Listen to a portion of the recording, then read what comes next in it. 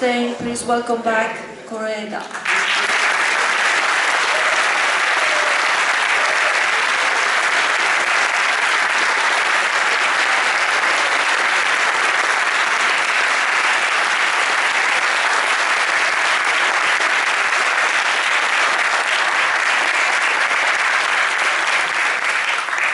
Coming to Toronto, thank you for being here with us tonight. It's always a pleasure.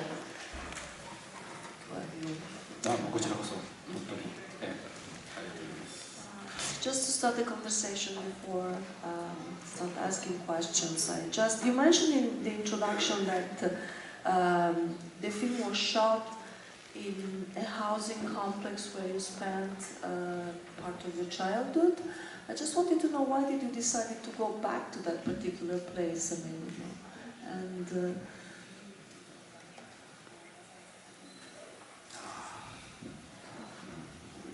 最初はあまりにパーソナルな風景なので、映画がなんか自分の歴史に閉じてしまうのが嫌で、他の団地を撮ろうと思って撮影許可を出したんですけど、どこも OK が出なくてですね、結果的に自分のそのふるさとで撮らざるを得なくなっちゃったんですね。この団地しか許可が出なかったっていうのが現実的な理由なんですけれども、はい。At first, actually, I felt to use the housing complex that I'd grown up in was way too personal, and I thought it might end up almost seeming like my own history rather than a film that I really wanted to take. And so I actually applied for permission to film at several different housing complexes, and I was turned down. And in the end, this was the only one that gave me the permission to film. And so it's a very practical reason.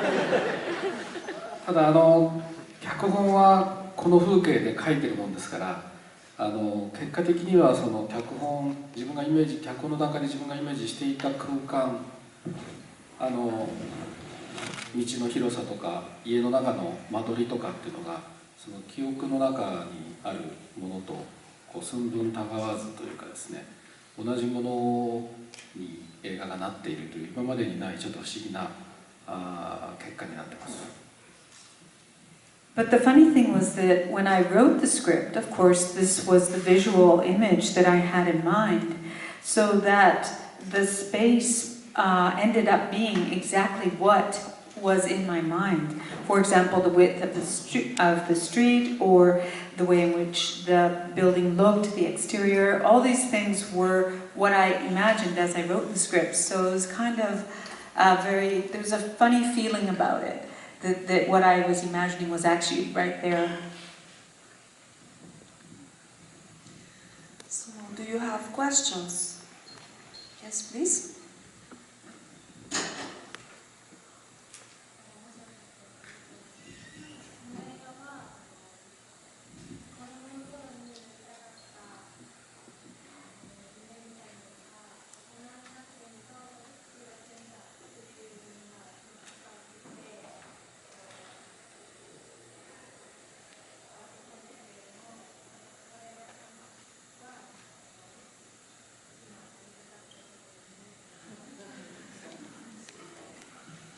So I'll interpret the question first.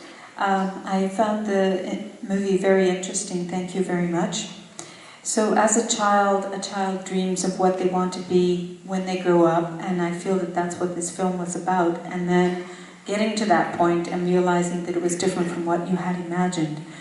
And so that was the message I received from the film, but I'm wondering, you yourself, as a director, as a person, have you become the person you had imagined you would be?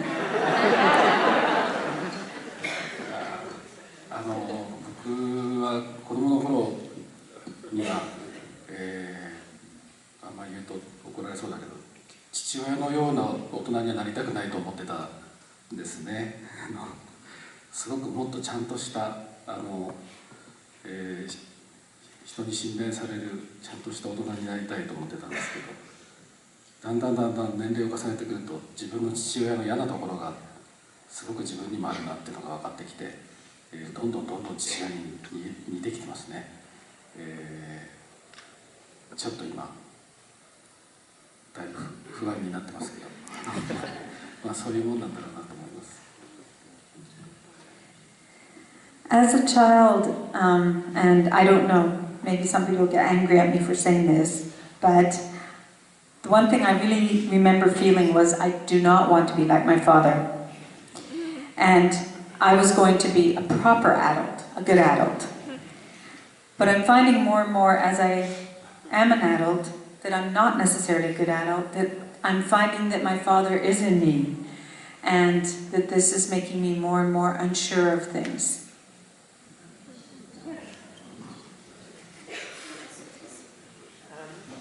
This reminded me a bit of François Truffaut's Antoine Duanel, and I was wondering if you've seen him or are familiar with his work.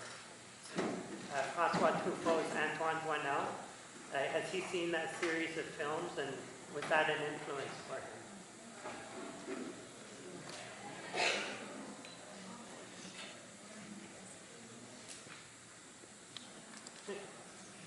If he doesn't know him, that's fine. What's the title? It's François Truffaut, and he has a series of films called Stolen Kisses, and there were 3 or 4 films. Becoming an adult, or? Just how it's very biographical, and it's about this person who is not really successful in life. I don't know if you know it, but if not, that's fine. No, he does. Oh, he does. And Oh. so your question was? I wonder, because there's even a detective where he acts as a detective, so I was wondering if that was an influence.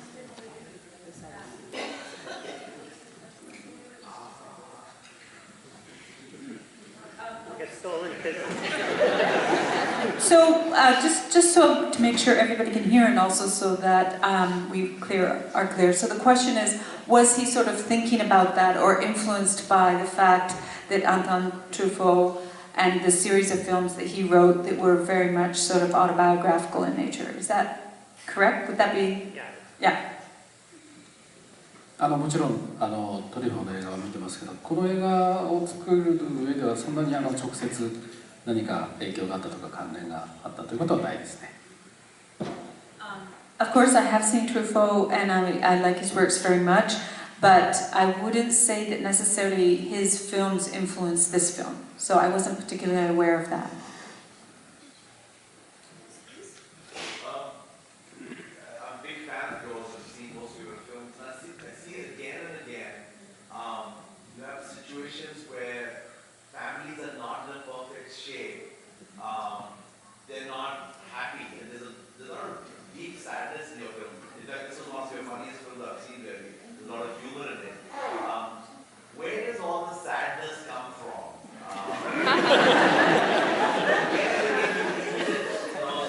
Just unhappiness within family, or family tries to become something.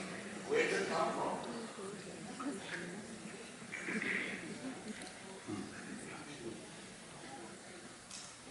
なぜ？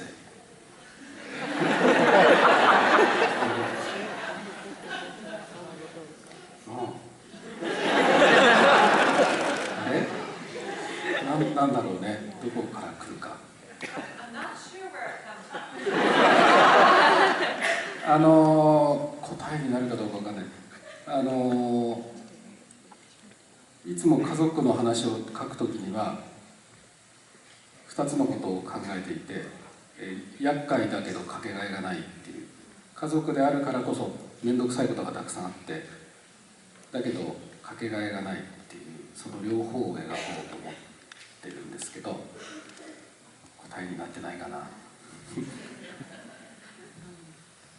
So I don't know if this answers your question, but when I write a family drama like this, then there's always 2 things that I keep in mind. So they're bothersome, they're troubling, and you don't want to really, it's not something you like that much, but then on the other hand, it's absolutely invaluable. It can never be, it's irreplaceable. So those 2 sort of opposing elements exist.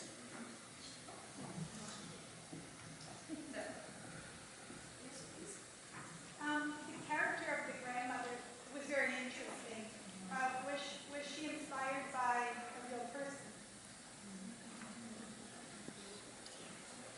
あ、僕の母親です。Yes, my mother.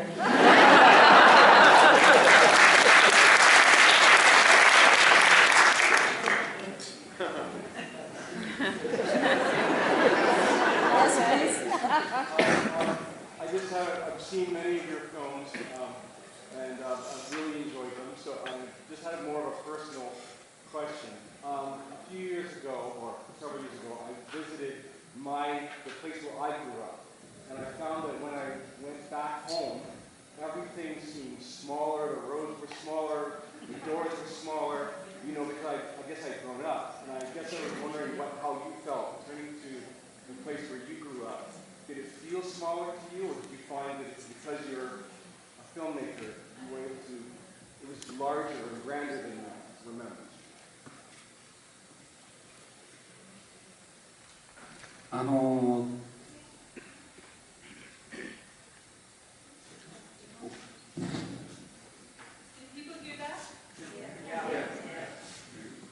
の団地に久しぶりに戻って感じたのは、僕が住んでた頃は小さかった木がその20年の間にどんどん大きくなって団地よりも大きくなっちゃってっていう、あの辺りは雑木林を切り開いて団地を作ったんですけども、それが建てられて50年経ったらまたその人間が植えた木に飲み込まれ始めてるっていうんですかね、そのことが一番驚きだった。すごく子供が多かった風景がお年寄りだけになって、どこかちょっと終末感を漂わせている。今これを撮らないとまたこの風景が変わってしまうなというふうに思ったのが、ちょうど父親が亡くなって、里帰りをした年でした。2001年でしたけど。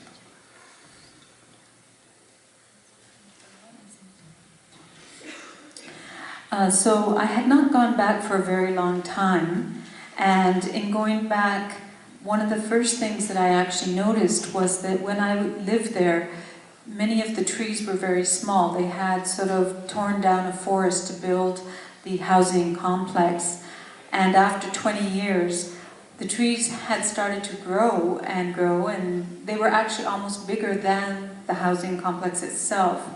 And so that was something that really struck me. The other thing was when I was growing up there was a lot of children and families with children. But when I returned, what I found was it was full of elderly people, and that the children had all disappeared. And I really felt that sense of time, the passage of time, the transitioning of those two things. And I went back when my father passed away in 2001. And at that time I saw all that and thought, I really need to catch this in the moment that it is now. So time for one last question. Yes, please. I love your film, but I was not sure what happened at the end with the stove. Did he sell it? Did he take it?